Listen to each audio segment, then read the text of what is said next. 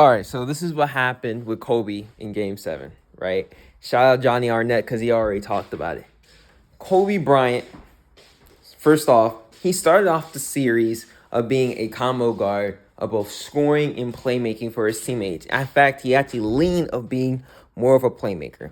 That's where it got him there. That iconic game winner where he had that fadeaway over everyone, right?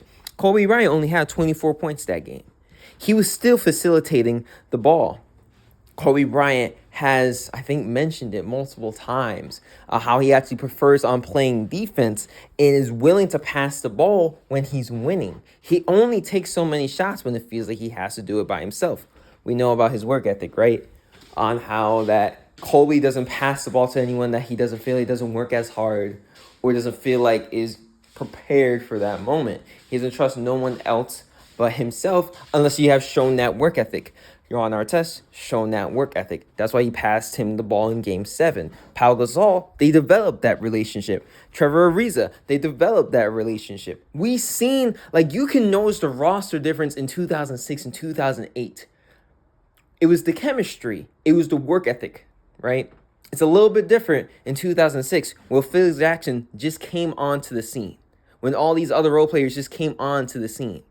But they got better because they worked harder, because they were willing to work with Kobe Bryant. So, yeah, keep that in mind. But the reason why the series went away was because in game, 5, blowout. Suns finally recovered, knew what they had to do, and just dominated. I think they just adjusted to the defense that the Lakers were doing, especially when Nash was just generally struggling to the series. Smush Parker did play fantastic defense, but it's freaking Steve Nash. Smush Parker shouldn't be slowing them down. So that's just one. But in Game 6, Kobe had 50 that game, while also still passing the ball. They just legit struggled offensively, but Kobe Bryant carried them in that fourth quarter, hitting a potential game winner, but they couldn't rebound the ball. So what that guy was talking about, how like the coaching staff wasn't keeping players accountable, I don't think it was just Smush Parker. It was just the general team of not understanding their assignments. And I think Kobe Bryant got frustrated. However, he was still determined to win the series. A lot of people talk about how Kobe Bryant quit on everybody in Game 7. What happened at the beginning of Game 7? Kobe had 23 points in the first half, guns blazing. He was dominating it. It was looking like he was actually going to go for 60, low-key. You should have saw what he was doing. But Kobe Bryant was still down by 15. They were getting closer, but they were still down noticeably. In order for them to win, he had to get 60. And instead of Phil Jackson encouraging him to still generate shots for himself and others, Phil Jackson quite literally admitted that he still had to pass the ball because the only way we were going to win is being a team and creating offense for everyone. So when people were talking about, hey, what was with Kobe Bryant not taking any shots in the second half, Phil Jackson roached for him, saying, oh, he did exactly what I told him to do. He followed his plan. We said we had to get everyone involved. That's what Kobe Bryant did. Kobe Bryant didn't quit on us. He did exactly what I told him to do. Now, did Kobe Bryant have a little bit of pride in that too? Absolutely. I think when Phil Jackson told him, you got to get people even more involved, he was frustrated. He was angry because the only reason why they were even close was because Kobe Bryant was performing as a scorer. And in the last previous game was another example of the only reason why they were close once again was because he had nearly dropped. No, he literally dropped 50. And so Kobe Bryant did reluctantly pass the ball. Because you're telling me the guy with Mamba mentality, the guy that shot 47 times in a game, right? The guy that shot 50 times to get himself 60. Didn't shoot the ball at all in Game 7? No, he wanted to. He wanted to control and dominate that game. But he had respect for Phil Jackson.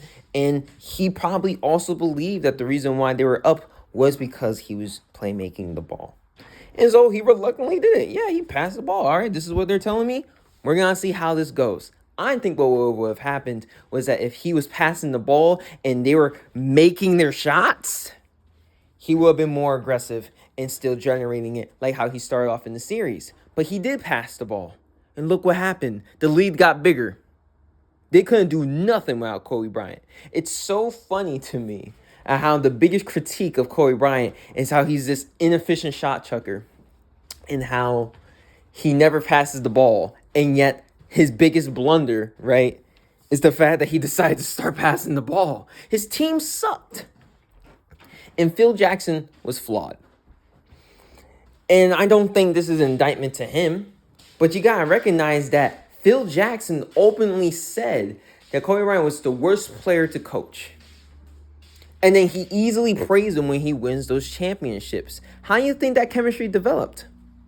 Do you think Phil Jackson and Kobe Bryant had a one-to-one relationship when he got back with him? You see what I mean here? And last but not least, I want to add to what Johnny Arnett said, that they won more games when Kobe Bryant was passing the ball, right? Like, I think he put literally a stat of Kobe Bryant averaging like 35 to 43. He had a losing winning record. But what about the games where he dropped 43 plus points? The games where he had 50, the games he had 60, the games that he had 81. Those games matter. He was a 6 seed, right? Kobe Bryant loses 3 more games. They missed the playoffs. That's how bad they were, and that's how needed those games were. So when you think about it in Kobe Bryant's point of view, especially when you can think about the fact that Kobe Bryant was better than Shaq in 2003, and in my opinion, in 2004. And a lot of people back then was even agreeing to it until he lost in that NBA Finals. Kobe Bryant, in his mind, thought he was the leader of those championship teams, especially when he was the lead shot creator for everyone. He was the lead playmaker for everyone. And so now you got Phil Jackson being inconsistent because in 2005, what did he do? He was being a lead playmaker again. Having one of his best, literally his best playmaking season was in 2005 at that very point in time where he averaged 6 assists a game. He was trying to play make even before Phil Jackson got there. And yet when Phil Jackson comes back, he encourages him to do something different. Instead of him continuing with his playmaking prowess, he tells him to go off, only for you in this playoff series to be like, you got to get more people involved. In short, Kobe Bryant was told to pass the ball. He didn't reluctantly do it. 100% if he was still alive, he will explain it to you. I only was passing the ball because I was told to. And I did reluctantly because we know dang well if he had the choice to shoot or pass, he was going to shoot that ball. But he had respect for Phil Jackson. That was the difference. See y'all. Love you. Bye. God bless.